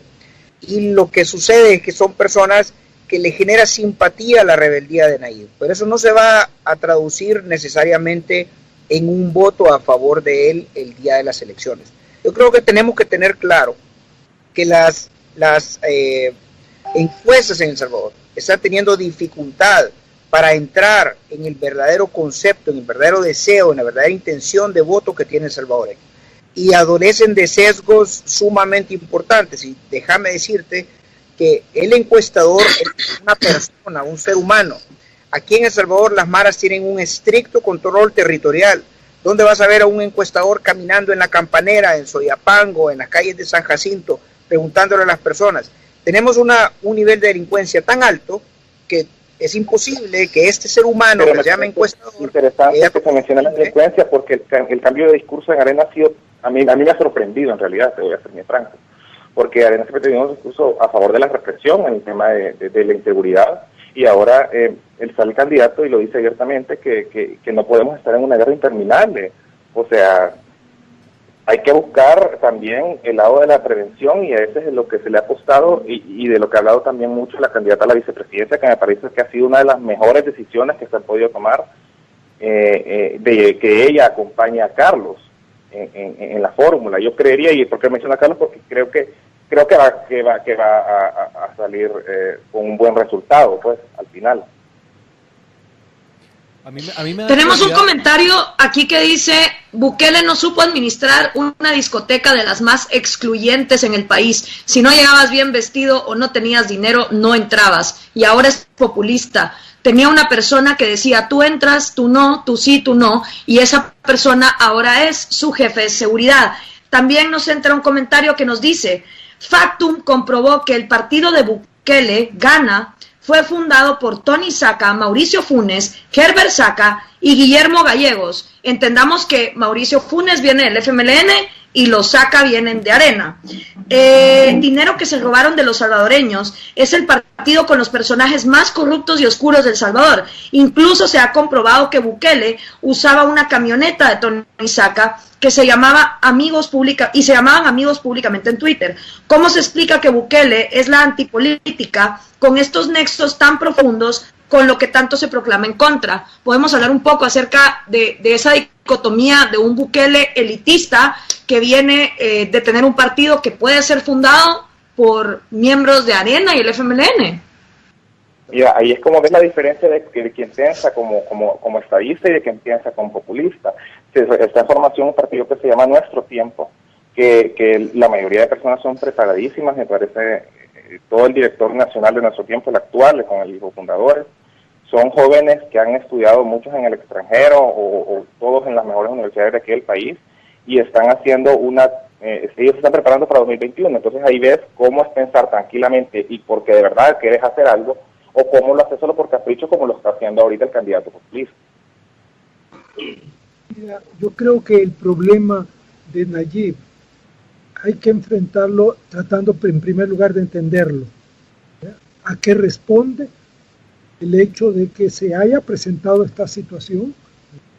Y eso no es la figura de Nayib solo, es también un contexto de mucha desigualdad dentro del país, de falta de oportunidades, que especialmente se están enfocando en los jóvenes, que son los que están tratando de entrar al mercado de trabajo, etcétera, etcétera. Eso yo creo que hay que tenerlo en cuenta. Pero también, y frente a eso, entonces, es que hay que hacer el esfuerzo, porque Nayib es la expresión de un problema más de fondo que tenemos en El Salvador, que no se ha podido todavía resolver. Se han resuelto cosas, hay avances en el país y eso no lo podemos negar, ¿verdad? Pero esos avances ahora, yo sí creo que con la actitud que Bukele ha expresado, están en peligro. Porque si algo caracteriza también al populismo, es su falta de respeto por la institucionalidad. O sea, como se consideran salvadores de la patria, salvadores de toda la gente, su palabra es lo último que hay. Y eso es lo peligroso, hay que repensar la institucionalidad del país, y creo que Dios no lo quiera, pero si él sale electo, la batalla se va a tener que dar para defender la institucionalidad lograda en el país. Y entonces podemos avanzar a lo que yo sí creo que es lo que el país en definitiva necesita, que es un acuerdo de base sobre los problemas fundamentales del país, que permita hacer políticas de nación y no políticas solo de partido. Eso, si lográramos algo de eso, por ejemplo, ya hay alguna base, esto de la educación que señalaba usted, Gloria, y que es tan importante. Estamos con el problema de la educación pre-kindergarten, porque los niños desarrollan su cerebro fundamentalmente entre los 3 y los 5 años, y ahí no se les atiende para nada, cuando sería el momento más oportuno. Entonces, se ha hecho todo un esfuerzo para hacer la educación, como jalarla hasta los 3 años, empezando con educación en la familia, para luego seguir adelante. Está el proyecto Estado, sabemos cuánto vale, se calcula que vale 500 millones para 10 años, en 10 años, para poder atender a toda una nueva generación, con una nueva concepción, con un nuevo entrenamiento de su cerebro. Ese tipo de cosas todos los partidos los han firmado. No estoy seguro del de Bukele, porque creo que no estaba en ese momento, pero tanto Arena, sus candidatos, Arena, el FMLN y los otros partidos pequeños lo firmaron. Deberíamos de estar hablando más de eso en El Salvador en este momento, presentándoselo a todo el público, ¿verdad? Porque eso es lo que nos puede ir formando de alguna manera en El Salvador un camino para salir de esta situación que tenemos, que es de estancamiento de la economía, etcétera, etcétera. Yo tengo una duda, porque, a ver, en los comentarios hay varios comentarios en los cuales nos están diciendo que somos areneros, de que apoyamos a Arena, que fijo el programa está patrocinado por Arena. Ojalá tuviéramos más patrocinadores, pero no, ni Arena ni nadie nos pagó, y menos un partido político, y jamás aceptaríamos tener un partido político. Yo solo quiero decir que la única opción medio libertaria que yo miro en El Salvador es la de Johnny Wright, y ni siquiera va para estas elecciones. O sea, yo no comulgo. De hecho, voy a sacar un libro que se llama Cómo hablar con un conservador. Ya lo acabo de entregar, o sea que ahí sí que, por favor, desliguémonos. Lo que se está analizando aquí es qué está pasando en las elecciones salvadoreñas.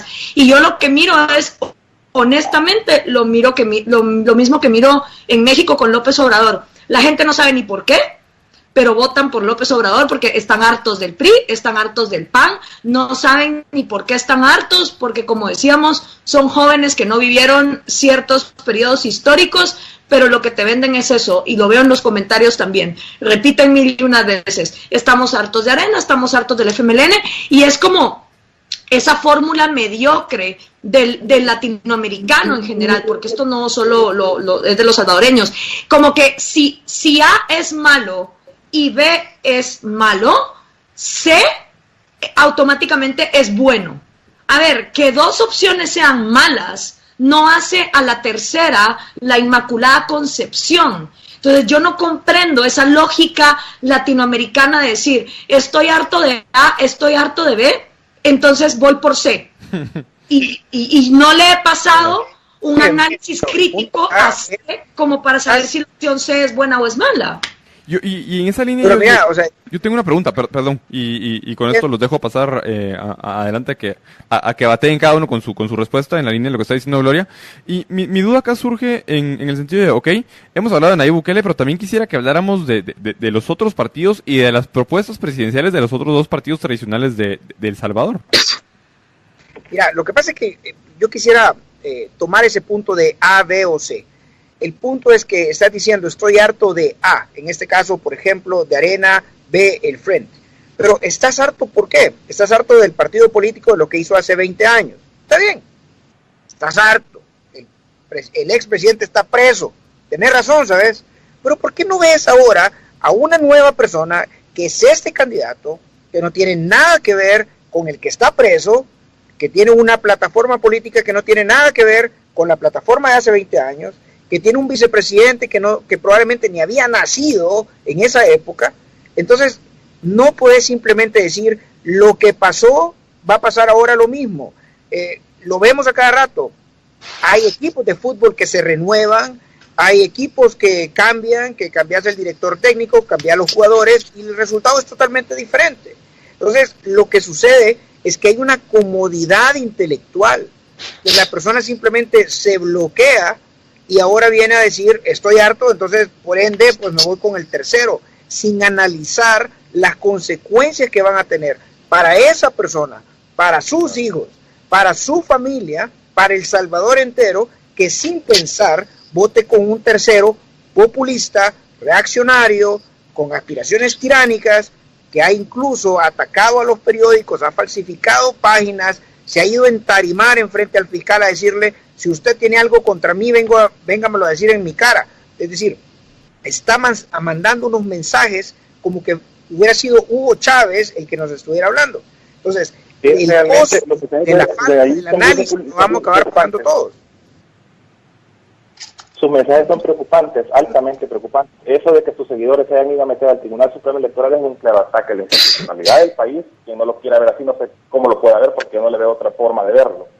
Es un ataque a la institucionalidad. Sus seguidores llegaron al tribunal, o sea que si no les gusta el resultado, le van a dar fuego a esto. O sea, no es así la cosa. Tanto que ha costado la democracia de este país para que venga un loco para a tirarla por el trasto. No es así. Ese es el punto al final, creo yo. Miren, es que yo creo que el problema es el siguiente. Si nosotros podemos seguir aquí 20, 30 horas hablando de que lo malo que es el señor, pero ese es el problema. El problema electoral. Las propuestas de las demás fórmulas, y me gustaría también escuchar sobre las propuestas que han escuchado. O sea, perdona, estamos ya desconectados nosotros, porque yo estoy hablando en este momento, yo te he escuchado, pero quisiera también que me escucharas tú, ¿verdad?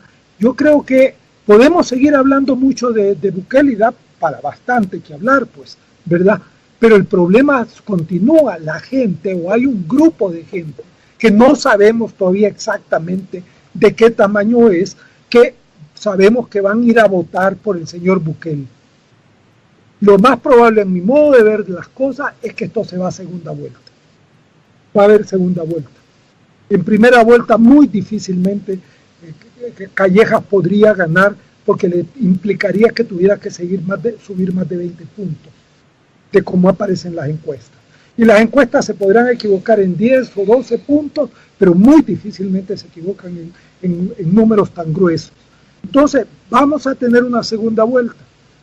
Y ahí veremos cómo se hacen las cosas, porque creo que va a haber cambiar mucho en la segunda vuelta.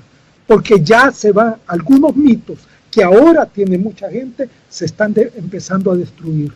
El error grave que el señor cometió fue haberse negado a ir al debate, al que sí fueron los otros tres candidatos. Y lo peor, que dio como excusa que no podía porque a esa hora iba a estar presentando su programa. Y luego se sabe, y ya todo el mundo supo, que en la noche anterior lo grabó con prompter que tardaron más de 4 horas en hacer la presentación de menos de 1 hora que él tenía, ¿verdad? Y que engañó a una institución académica diciéndole que era una cosa privada y no era privada, sino que era para grabar y salir ya eso sí ya pasó de límite, y yo siento que he empezado a ver más gente diciendo puchica, ¿y esto para dónde nos lleva? Como que empiezan a pensar. Yo estoy esperando que pase la primera vuelta, que la primera vuelta nos obliga a una segunda vuelta y allí podamos entonces modificar, porque ahí ya va a estar más claro el ambiente también. O es el primero o es el segundo, pero ya no hay terceros en ese enfrentamiento. Pero yo creo que debemos de pensar, pero sobre todo entender que gane quien gane. Si queremos que la democracia avance en el país, tenemos que entrarle al problema de la desigualdad, de la falta de oportunidad de los jóvenes, del problema de la educación que le estamos dando a la gente, etc. Yo eso es lo que pienso, ¿verdad? Y a alguna gente yo le he dicho, mire, yo he empezado a pensar a partir del 1 de junio, porque el 1 de junio toma posesión y hay que estar pensando en lo que nos viene por 5 años, que son en El Salvador. Y en El Salvador no renuncian los presidentes. Yo quisiera compartir la gran oportunidad que Guatemala desperdició después del 2015, donde efectivamente sacamos a Otto Pérez Molina y a Roxana Valdetti por corruptos del poder, pero entrado el 2019 no ha cambiado absolutamente nada de las instituciones corruptas y putrefactas que llevaron a Pérez Molina y a Valdetti a poder robar todo lo que robaron, y no solo ellos, sino todos los que vinieron detrás de ellos.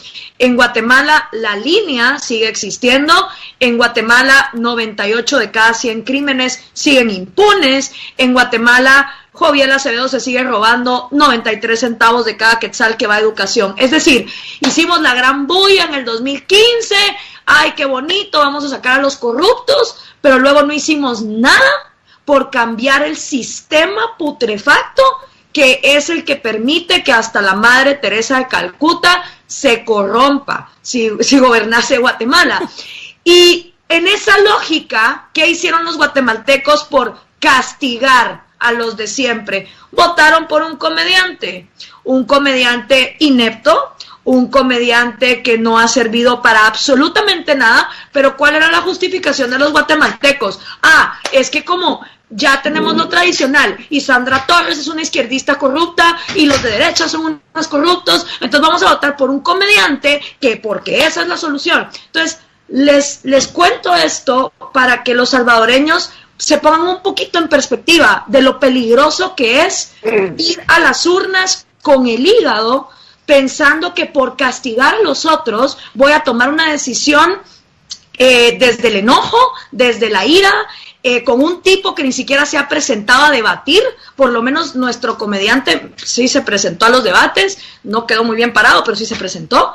Pero el peligro, yo no sé, José Fernando y Rudy, ustedes cómo lo ven como guatemaltecos que vivimos esa experiencia, viendo los comentarios de los salvadoreños, pero yo lo que percibo es realmente que el hartazgo que tiene la juventud los está llevando a votar con el hígado, y eso, honestamente, lo hicimos en Guatemala, perdimos una gran oportunidad que era la de poder institucionalizar nuestro gobierno de una manera transparente, y nada, en Guatemala desde el 2015 ha cambiado. El sistema sigue igual de corrupto. Hagan de cuentas que Pérez Molina y Roxana Valdetti eran los líderes de un cártel llamado La Línea, y nosotros volamos esas cabezas y ahora hay 10,000 cabecillas que hacen el trabajo de ellos. Pero la corrupción sigue exactamente igual. No, y en esa línea hay varios puntos a recalcar ahí, y me parece muy atinado lo que decís, Gloria, porque pues bueno, o sea, la experiencia de Guatemala la tienen a la par. Y otra cosa interesante es el hecho de que incluso Nayib Bukele ha llegado a considerar la creación de y de hecho esto ya se venía hablando desde antes en El Salvador, la creación del equivalente a una Comisión Internacional contra la Impunidad en Guatemala, versión capítulo Salvador. Entonces, es complicado, ¿verdad? Porque teniéndonos a la par, yo no sé si los salvadoreños, y eso me gustaría que nos lo respondieran nuestros invitados, se han puesto a considerar lo que ha pasado no solo en Guatemala, sino lo que pasó en México, lo que pasó en Brasil, que al final ambos son populismos, de uno u otro lado, y en nuestro caso es un populismo pseudoconservador, medio extraño, que le juega el juego a narcomilitares, y que como vos decís... Narcomilitares, me encanta. Y es que eso es lo que es. Hay una juntita de narcomilitares detrás de este gobierno y que ha estado detrás de otros gobiernos también, no solo de este, pero que lograron poner al frente de su... al frente del gobierno a quien ellos quisieron, y pues bueno, o sea, no ha cambiado absolutamente nada, o sea, ha hecho unas cuantas payasadas, ese lío que se ha cargado con la CICIG, pero si pudiéramos hacer un resumen de gobierno de Jimmy Morales, básicamente sería así, crónica de una historia enunciada, alias la muerte de la CICIG, y eso fue básicamente lo que se dedicó Jimmy Morales a hacer durante su gobierno, pero de ahí, el fortalecimiento institucional, el tema de buscar alternativas para salir de donde estamos, liberando la economía, eliminando todas las barreras que impiden la generación de la riqueza, vos no ves absolutamente nada. Incluso este año el índice de desnutrición crónica, ya que vivimos en un estado benefactor, suponiendo que el Estado pues se encargaba de las cosas que debería encargarse, temas de educación y temas de salud, el índice de desnutrición crónica volvió a incrementarse después de que desde 2015 aproximadamente esto venía medio en caída, el índice de desnutrición crónica se volvió a incrementar. Entonces yo sí creo que en vez de encapricharse con votar solo por una opción, usted como vos mencionabas, solo porque sí, los salvadoreños deberían analizar realmente cuál va a ser la decisión que van a tomar, porque votar por una opción C no va a ser la solución. Y no solo votar porque el candidato les está dando películas gratis de Dragon Ball Z o cosas así.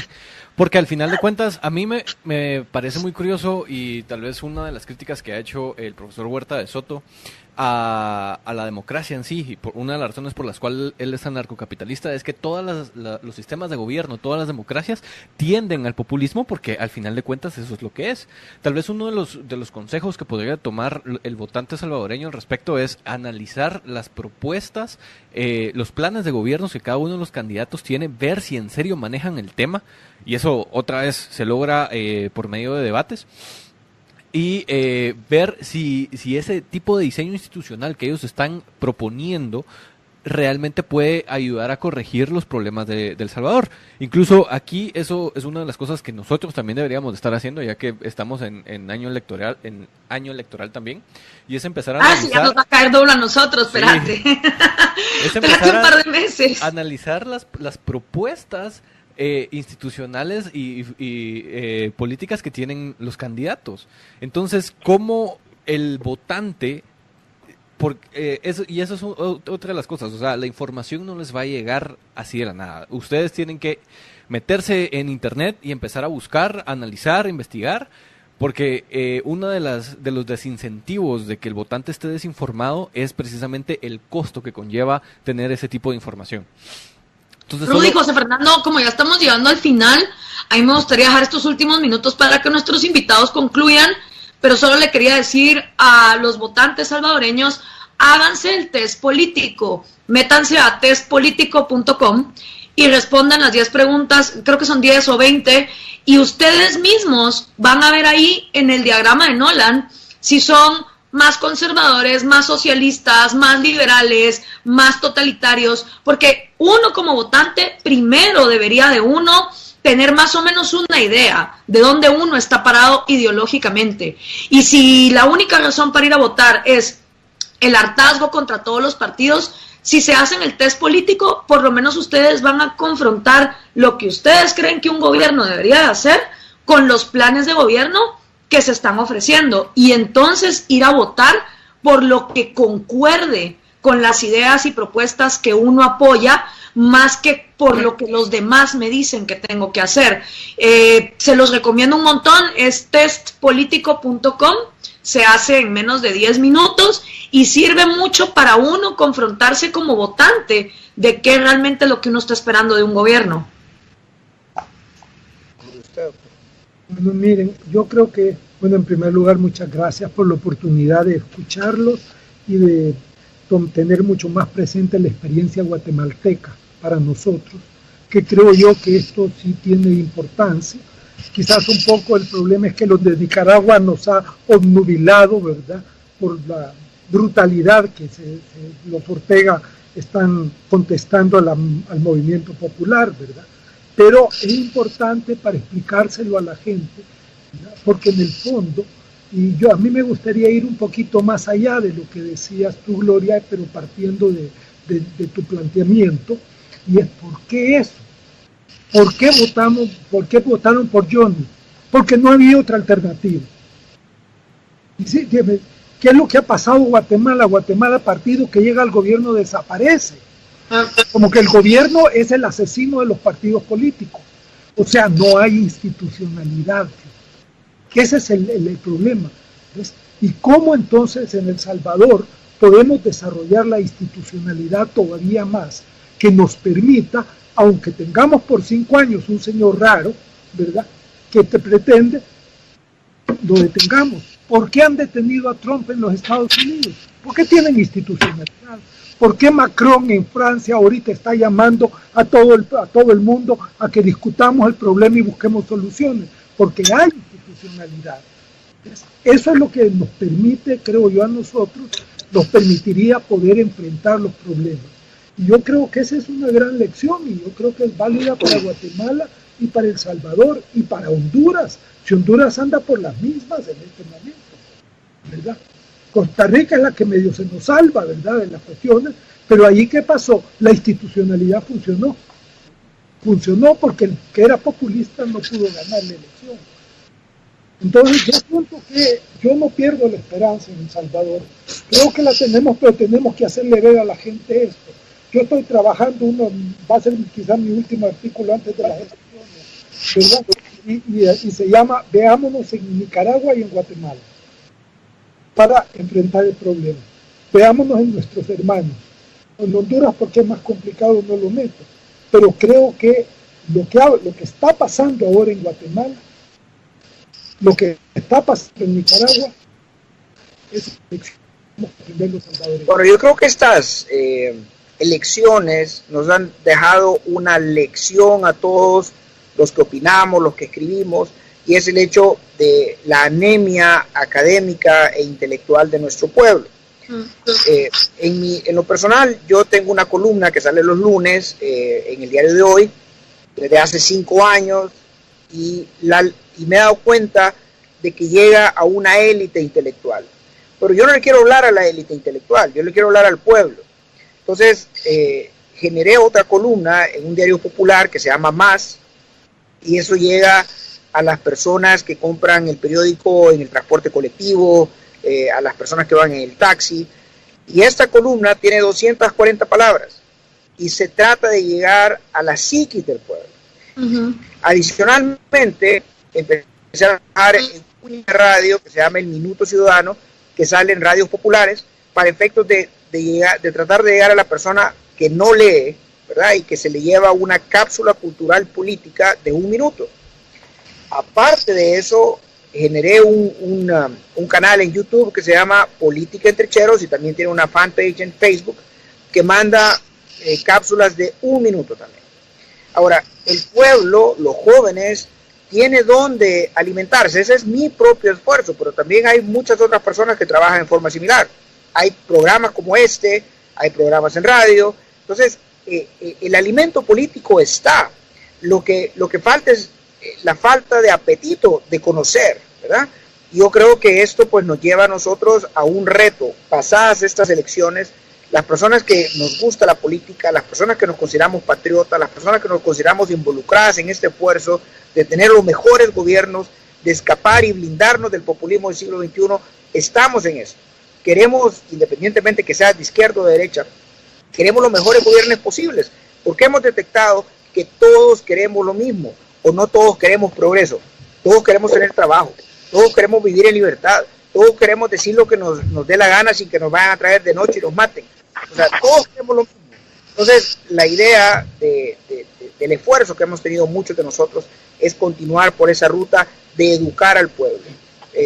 Las elecciones son en 1 semana, lo que se hizo, pues se hizo, ¿verdad? Y nos queda el reto, creo, doctor Zamora, al doctor Zamora, a tu servidor, a Gloria Álvarez y a muchos que estamos en esto, de seguir trabajando para tener un pueblo latinoamericano más educado y que pueda, a través de esa educación política, tomar las mejores decisiones. Muchísimas gracias. Sí, quisiera... ¿Hola? Alejandro, sigues ahí, adelante. Sí, no, me encantaría, yo sé que hay venezolanos escuchándonos ahorita, yo sé que muchos son bien escépticos todavía con eso, pero creo que es un paso más en orden de restaurar la democracia de una buena vez y para siempre en Venezuela. Dicho esto, también una invitación, como lo hemos estado mencionando, a votar con conciencia. Creo que si gastan datos en chatear y en cualquier otra cosa, gasten un poquito de datos para ver los programas de gobierno, si les simpatiza uno el otro, pero vayan a votar informados, vea. O sea, no es que el otro uno lo quiera pintar como es el malo de la historia, pues, pero al final el compromiso con el país y con la institucionalidad obliga a uno y lo compromete a decir ese tipo de que pueden sonar a ataques para muchos, pero en este país también hay que decir las cosas como son. Y una invitación de nuevo a votar, y qué gusto haber estado con ustedes esta noche. Un saludo a Gloria, qué gusto, doctor Zamora, haber compartido con ustedes el panel, Max, José Fernando, y qué gusto. Un saludo. Gracias, Alejandro. Feliz viernes. Gloria. Salud. Muchísimas gracias por haber estado con nosotros, a los dos, de verdad. Yo creo que este programa queda acá para que pueda ser consultado por los salvadoreños, no solo de aquí a las elecciones, porque al final las elecciones son un síntoma y quien esté de candidato es simplemente reflejo de lo que la sociedad está pidiendo, pero que si de verdad realmente queremos empezar a construir gobiernos limitados, eficientes y transparentes, tenemos que empezar nosotros como ciudadanos a definirnos ideológicamente, y eso requiere que uno como joven, esté donde esté parado, se ponga a pensar: ¿qué quiero yo de mi gobierno? ¿Creo yo que el gobierno existe para regalar chanchitos? ¿O creo yo que el gobierno existe para dar seguridad? ¿O para qué creo yo que el gobierno existe? ¿Y qué estoy esperando yo de mi gobierno? Si uno como ciudadano no es capaz de responderse esa pregunta, definitivamente como votantes vamos a ser mediocres. Y una y otra vez lo vuelvo a decir, la política es oferta y es demanda.